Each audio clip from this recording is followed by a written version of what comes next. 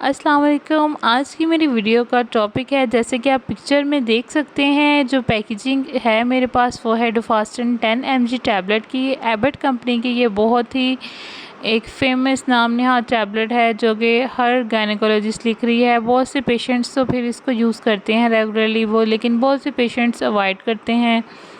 कुछ पेशेंट समझते हैं कि ये बस डॉक्टर लिख देती हैं, लेकिन एक कन्फ्यूजन में रहते हैं यूज़ करनी चाहिए कि नहीं करनी चाहिए। आज मैं बताऊंगी आपको इसके बारे में कि ये आपके लिए किन किन कंडीशंस में बेनिफिशियल है, यूज़ करनी चाहिए या नहीं करनी चाहिए, क्या इसके साइड इफ़ेक्ट्स हो सकते हैं और इसको किन कंडीशन में यूज़ करना है। आते हैं वीडियो की तरफ। सबसे पहले आते हैं इसकी इंग्रेडिएंट की तरफ। ये इसके अंदर है डाइड्रोजेस्ट्रॉन, जो एक कंपोनेंट है, और उसकी क्वांटिटी है 10 mg। इसके अलावा एक्सीपिएंट्स हैं लैक्टोज ETC, जो बाकी टैबलेट के अंदर होते हैं। तो ये किन किन कंडीशन में हेल्पफुल है। सबसे पहले जो है ख़वातीन जो किसी भी प्रॉब्लम की वजह से कंसीव ना कर सकती हों, या उन्होंने कोई ऐसी रिप्लेसमेंट हार्मोनल रिप्लेसमेंट कोई थेरेपी ली है, या किसी भी वजह से कुदरती तौर पर उनमें इनफर्टिलिटी है यानी बांझपन है, वो कंसीव नहीं कर सकती, तो ये बहुत ज़्यादा हेल्पफुल है। राउंड अबाउट जो है 90% पेशेंट्स में देखा गया है कि इस मेडिसिन को यूज़ करवाने के बाद 3 to मंथ्स या इससे ज़्यादा मंथ्स जो है वो पेशेंट्स कंसीव कर लेते हैं, ठीक है। और सेकेंडली वो पेशेंट्स जिनमें पीरियड्स का कोई इशू हो, इरेगुलर हैं पीरियड्स या पेनफुल मेंस्ट्रुएशन है, इस तरह का कोई भी प्रॉब्लम है तो गायनेकोलॉजिस्ट उनको रिकमेंड करती हैं।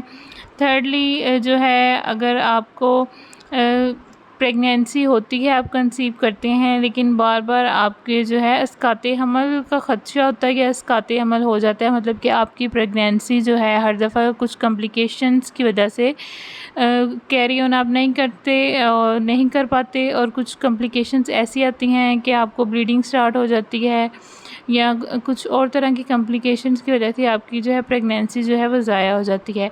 तो उस कंडीशन में भी जो है गायनेकोलॉजिस्ट जो है डुफास्टन रिकमेंड करती हैं, ताकि जो है आपकी प्रेगनेंसी स्मूथली चल सके और आप जो हैं जी। तो ये वीडियो उन तमाम पेशेंट्स के लिए है जो गायनेकोलॉजिस्ट या अपने कंसर्न डॉक्टर से सेटिस्फाई नहीं होते, और फिर कहीं ना कहीं अपने वहाँ पे नर्सिंग स्टाफ से या बाकी स्टाफ से पूछ रहे होते हैं हमें यूज़ करें या ना करें, इसके क्या साइड इफ़ेक्ट्स हैं, क्या है। तो उन तमाम पेशेंट्स को जो है मेरी रिकमेंडेशन है कि वो डुफास्टन 10 mg टैबलेट जो है, अगर आपकी गायनेकोलॉजिस्ट ने रिकमेंड की है तो इसको लास्ट में यूज़ करें। आप देखेंगे कि इसके काफ़ी अच्छे रिज़ल्ट्स हैं, और इसको जिस डोजेज में आपको बताया गया है गायनेकोलॉजिस्ट ने, आपने उसी डोजेज में यूज़ करनी है। आपको 2 टाइम्स 3 टाइम्स 1 टाइम जैसे भी आपकी गायनेकोलॉजिस्ट ने रिकमेंड किया है, आपने इसको वैसे यूज़ करें तो बहुत अच्छे रिज़ल्ट्स आएंगे। और 90% पेशेंट्स कंसीव कर लेते हैं, और 99.9 पेशेंट्स में देखा गया है कि जिनमें प्रेगनेंसी आफ्टर कंसीविंग जो है प्रेगनेंसी ज़ाया हो जाती है, इसकाते हमल हो जाता है, उन पेशेंट्स में इसके रिज़ल्ट्स बहुत अच्छे देखे गए हैं कि वो पेशेंट स्मूथली अपनी प्रेगनेंसी को कैरी ऑन करते हैं। तो जब आपको गायनेकोलॉजिस्ट रिकमेंड कर दे तो आप इसे लास्ट में यूज़ करें। और इसके अलावा जो है, अगर इसके साइड इफ़ेक्ट्स की तरफ आएँ तो इसके कोई ख़ातिर ख़वास साइड इफ़ेक्ट्स जो हैं बिल्कुल नहीं देखे गए। अगर बहुत ज़्यादा नहीं देखे गए, कुछ सेंसिटिव पेशेंट्स में हो सकता है नोज़िया, वॉमिटिंग, और ये सारी चीज़ें तो प्रेगनेंसी में आम होती हैं। ये तो साथ एब्डोमिनल पेन हो सकती है, ब्रेस्ट टेंडरनेस हो सकती है कुछ पेशेंट्स में। ज़रूरी नहीं है कि इस तमाम पेशेंट्स में एक ही जैसे साइड इफ़ेक्ट्स आएँ। आते हैं नेक्स्ट पॉइंट में कि किन पेशेंट्स को ये यूज़ नहीं करनी चाहिए। जिन पेशेंट्स को कोई भी लीवर प्रॉब्लम है, या किसी भी किस्म की वो मेडिसिन्स ऐसी हार्मोनल मेडिसिन्स पे हैं या हार्मोनल थेरेपी पे हैं, तो उन्हें अपने डॉक्टर को बताना चाहिए कि हम ये मेडिसिन्स यूज़ कर रहे हैं, क्या हम इसके साथ ये ले सकते हैं कि नहीं। डॉक्टर से कंसल्ट किए बगैर जो है आप कम्बिनेशन में मेडिसिन्स ना यूज़ करें। और किन जो है पेशेंट्स को नहीं यूज़ करना चाहिए, ब्रेस्ट फीडिंग मदर को अवॉइड करना चाहिए।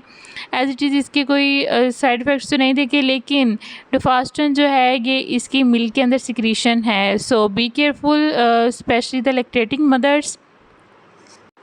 और लीस्ट बट नॉट लास्ट, बहुत से पेशेंट्स में देखा गया है कि डोफास्टन के यूज़ से उनमें जो है स्पॉटिंग स्टार्ट हो जाती है, ब्लड की स्पॉटिंग। तो आपने परेशान बिल्कुल भी नहीं होना, अपनी गायनेकोलॉजिस्ट को आपने बताना है, वो इसकी डोजेज को एडजस्ट करेंगे या इंक्रीज़ करेंगी, तो वो स्पॉटिंग जो है वो ऑटोमेटिकली आपकी जो है ठीक हो जाएगी।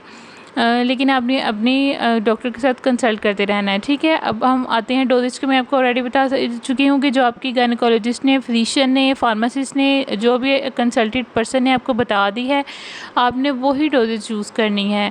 और आपने खुद से ये ऐसी कोई भी मेडिसिन यूज़ नहीं करनी। आपने एक रजिस्टर्ड डॉक्टर, रजिस्टर्ड फार्मासिस्ट के मशवरे से ही ये मेडिसिन यूज़ करनी है। और वो तमाम पेशेंट्स या पर्सन जो ये मेडिसिन ऑलरेडी परचेज़ कर चुके हैं, यूज़ कर रहे हैं, उनको चाहिए कि इसकी स्टोरेज कंडीशन का ख्याल रखें। इसको जो है स्टोर 30 डिग्री सेंटीग्रेड पर ही करें, इससे ज़्यादा टेम्परेचर पे नहीं होना चाहिए। और इसके अलावा इसको लाइट और मॉइस्चर से प्रिवेंट करें। एंड जो स्पेशल इंस्ट्रक्शन होती है हर मेडिसिन के लिए, वो ये है कि आपने इसको जो है चिल्ड्रन की रीच से दूर रखना है, कि out of the reach of the children.